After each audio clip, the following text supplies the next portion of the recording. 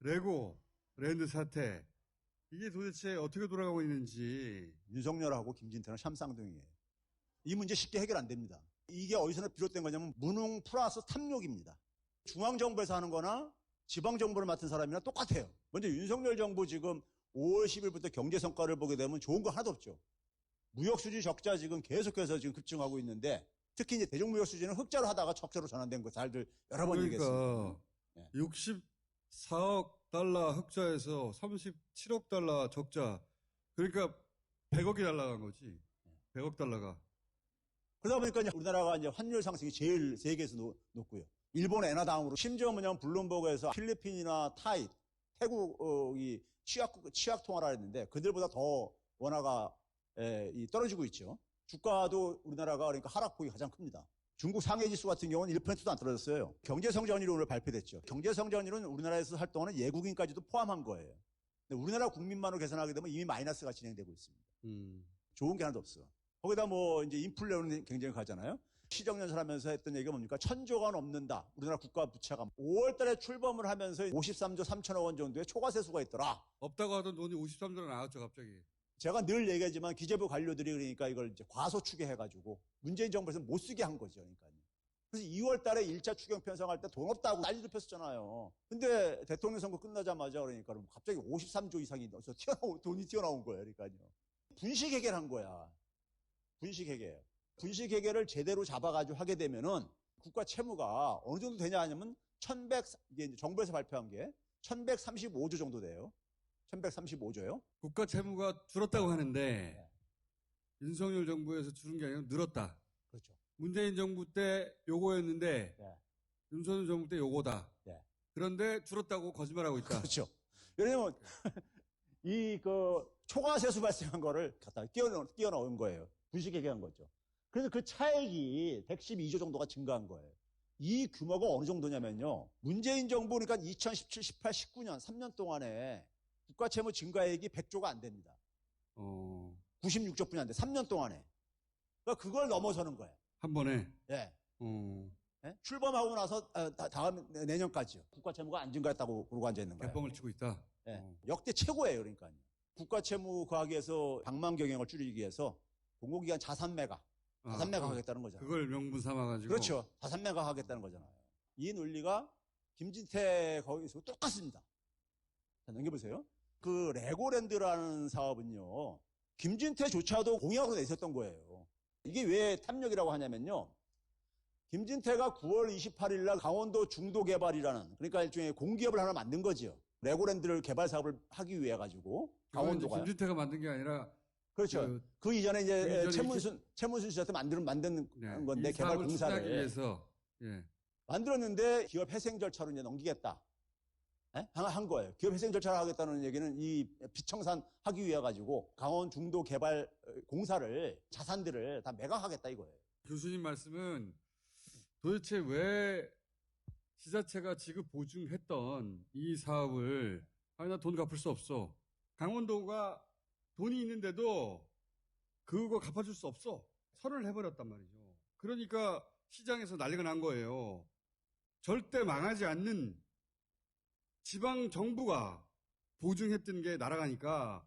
그런데 이제 교수님의 추론은 하나는 무능해서 그렇고 금융에 대해서 두 번째로는 그렇게 해가지고 이걸 팔아버리려고 했다. 그렇죠. 이거 민영화예요. 이거. 공기업이 부실하다는 명분을 내세워서 자산을 막 팔아버리잖아요. 그것처럼 지방정부가 그거 갚아줄 수 없다 선언한 다음에 회생 절차에 들어가서 이걸 팔아버리려고 그랬다. 요 부분이 탐욕이다. 그렇죠.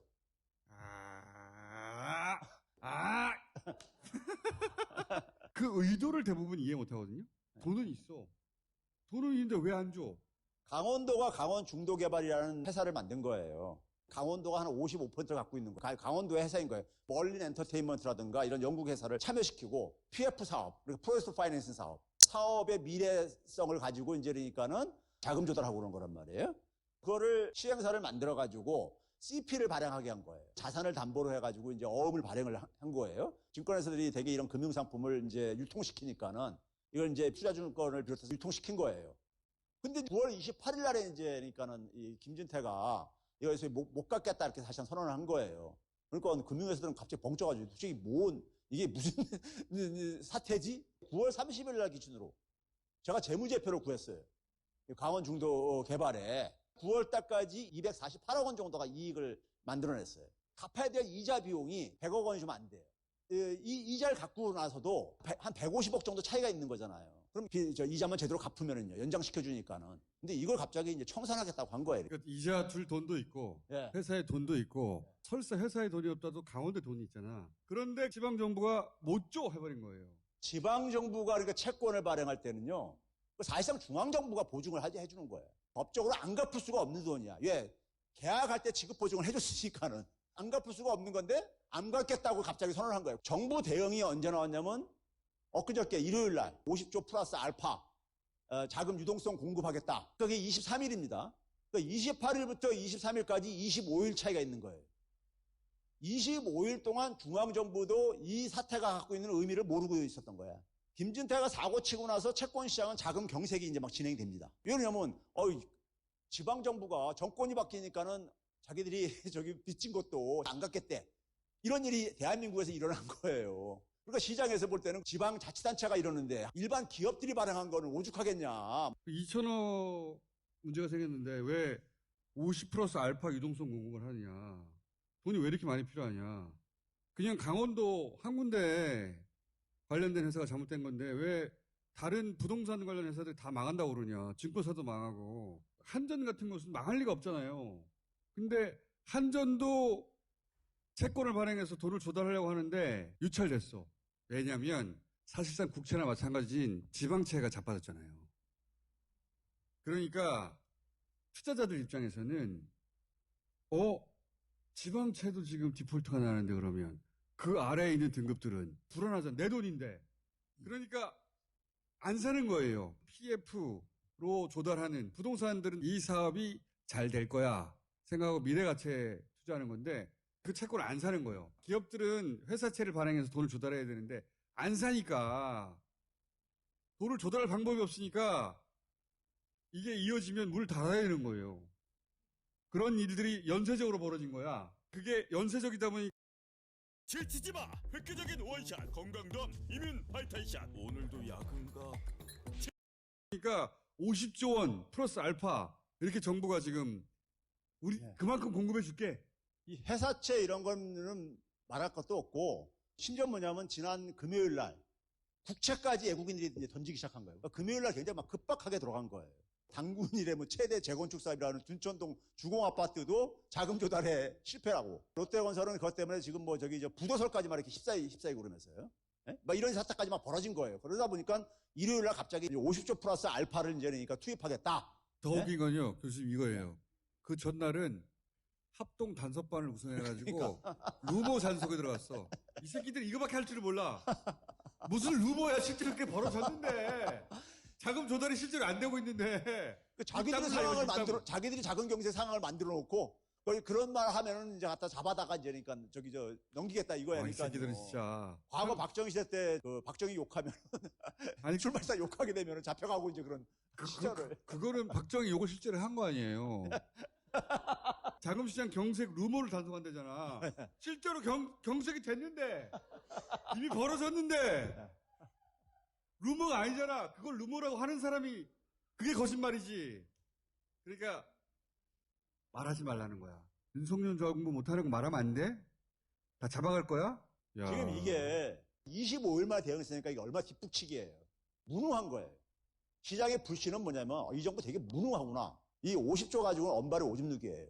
회사채만 하더라도 내년 6월 달까지 돌아오는 돈이 37조 정도, 부동산 PF 규모는 112조가 넘어요. 50조 가지고 감당이 안 되는 규모죠. 우리나라 이 채권 금리가 9월 28일부터 지난주까지 세계에서 가장 많이 올라가 버려요. 국제시장에서 투자자들이 대한민국 못 믿겠다.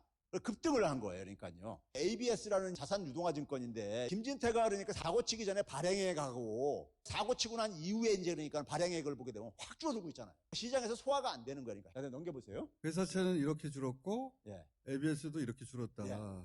예? CP 시장에 단위는 이제 100만 원인데 이 위에 거는 이제 금리입니다. 9월 28일 날에는 만기가 2.64%였었는데 이자가 예. 근데 이게 3.59%로 이제 폭등한 거야. 어저께까지. 여전히 그러니까 가라앉지 않고 있는 거죠. 그러니까 24일이 월요일이었었어요. 일요일 날 대책 내놨잖아요. 50조 플러스 알파를요. 그 회사가 돈을 조달할 때 이자를 더 많이 줘야 된다는 거지. 그러니까 어렵지, 조달하기가. 그다음에 이제 CP 이제 거래 규모도 9월 28일부터 10월 20일이 지난주 금요일이라고요. 어저께가 25일입니다. 거래 대금도 이렇게 줄어들고 있잖아요. 신용 스프레드라는 게 있어요. 이게 뭐냐면 맨 왼쪽에 보게 되면 국고 3월이라고 돼 있잖아요. 가장 안전한 자산이 뭐냐면 정부가 발행한 채권입니다. 만기가 3개월짜리인 국고채를 기준으로 해가지고 얼마나 더 추가적인 금리를 요구하느냐는 것이 이 신용 스프레드예요. 이걸 가지고 시장의 상황을 볼 수가 있어요.